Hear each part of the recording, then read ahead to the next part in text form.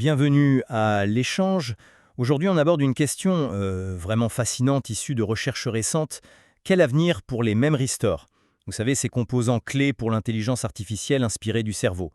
La question c'est, peut-on les fabriquer efficacement à partir de matériaux biologiques comme le mycélium de champignons, cette structure un peu racinaire là, ou est-ce que les approches inorganiques classiques resteront indétrônables?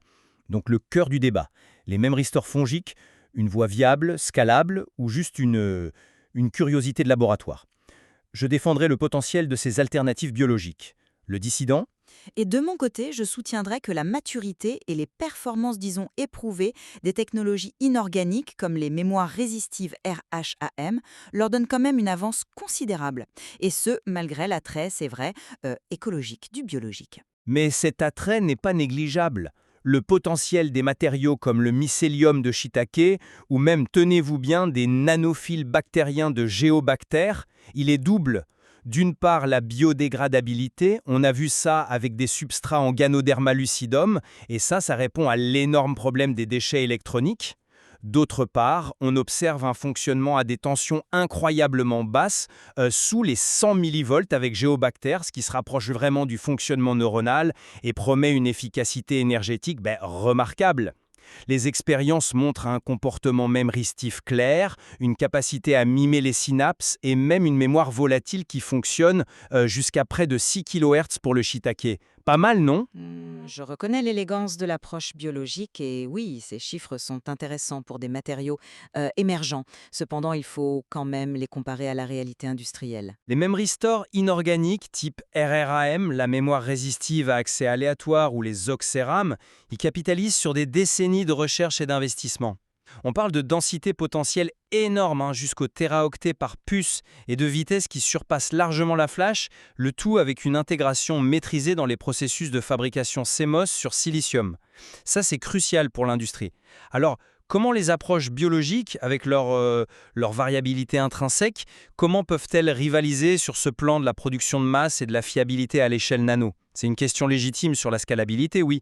Mais est-ce qu'on ne pourrait pas voir cette variabilité biologique non pas comme un défaut, mais peut-être comme une caractéristique potentiellement utile pour imiter la stochasticité du cerveau? Surtout face à l'impératif écologique, est-ce qu'on peut continuer à ignorer le coût environnemental de l'extraction des matériaux rares, de la fabrication intensive des composants inorganiques? La durabilité offerte par le mycélium, ce n'est pas juste un plus, c'est peut-être une nécessité à terme. Hmm, Une nécessité peut-être, mais pour les applications visées, je pense au remplacement de la DRAM et de la flash ou à l'alimentation des grands réseaux neuronaux d'IA. La performance brute, la densité et la fiabilité sont pour l'instant non négociables. L'intégration CMOS, c'est vraiment la clé de voûte de l'électronique actuelle. Tant que les matériaux biologiques ne proposeront pas une voie claire vers cette intégration et une production à grande échelle fiable, ils auront du mal à sortir du laboratoire pour ces applications majeures. Et puis, quid de la stabilité à long terme de ces matériaux organiques une fois intégrés dans un système? Ça reste une inconnue. La stabilité est un défi technique, c'est vrai, mais les recherches montrent des pistes, comme la déshydratation contrôlée par exemple. Et revenons à l'efficacité énergétique. Fonctionner sous 100 millivolts comme Géobactère, c'est un biomimétisme fondamental. La plasticité inhérente à ces matériaux fongiques, leur capacité à adapter leur résistance, se pourrait offrir une émulation synaptique plus, disons, naturelle que les mécanismes physiques, certes contrôlés, des inorganiques. Le dissident. Plus naturel peut-être, mais est-ce plus efficace ou surtout plus prédictible pour les calculs? Les memory stores inorganiques, eux aussi, peuvent être optimisés pour une faible consommation, et ils émulent les synapses de manière très contrôlée. On comprend bien les mécanismes, comme la migration ionique. Atteindre de basses tensions, ce n'est pas l'apanage du biologique, et surtout, le contrôle précis et la reproductibilité qu'offrent les matériaux inorganiques sont essentiels pour la fiabilité des algorithmes d'IA qu'on utilise aujourd'hui. Comment garantir cette prédictibilité avec la complexité inhérente au vivant? C'est là ma question. Peut-être que l'objectif, ce n'est pas de remplacer toutes les applications inorganiques, là, tout de suite. Les propriétés uniques du biologique ouvrent des marchés spécifiques. La flexibilité du mycélium pour l'électronique qu'on porte sur soi, la résistance aux radiations du shiitake notée dans les études pour l'aérospatiale, ou encore la biocompatibilité de la chitine pour des implants qui interagissent directement avec le corps humain. Ce sont des domaines où les inorganiques sont peut-être moins adaptés, non?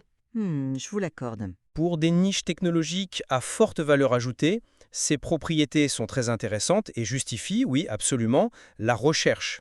Mais il faut garder à l'esprit l'objectif principal qui motive une grande partie des recherches sur les memory stores. C'est de trouver une mémoire universelle, dense, rapide, économe pour l'informatique générale et l'IA à grande échelle. Et sur ce terrain-là, soyons honnêtes, les technologies inorganiques, fortes de leur maturité et de leur potentiel de performance, semblent encore avoir une longueur d'avance significative. En somme, pour conclure de mon côté, je vois les memory stores biologiques comme une voie d'avenir incontournable pour une électronique neuromorphique qui soit à la fois soutenable et réellement bio-inspirée. Les défis d'ingénierie sont réels, oui, mais leur potentiel unique pour l'efficacité, la durabilité et certaines applications spécifiques est, je pense, immense. Le dissident. Et pour ma part, tout en reconnaissant bien sûr l'intérêt fondamental et les perspectives ouvertes par les approches biologiques, notamment sur la durabilité et pour des usages ciblés, je maintiens que les technologies inorganiques restent mieux armées aujourd'hui pour répondre aux exigences de performance et de passage à l'échelle de l'informatique et de l'IA massive de demain. Le débat reste clairement ouvert, notamment sur cette tension entre, d'un côté, la performance et l'intégration immédiate, et de l'autre, la durabilité et un biomimétisme potentiellement plus profond. Le dissident. Effectivement, l'exploration de ces deux voies parallèles, inspirées par les travaux que nous avons discutés, est cruciale et promet de façonner l'avenir de l'électronique avancée. Les prochaines années seront sans aucun doute déterminantes. À suivre.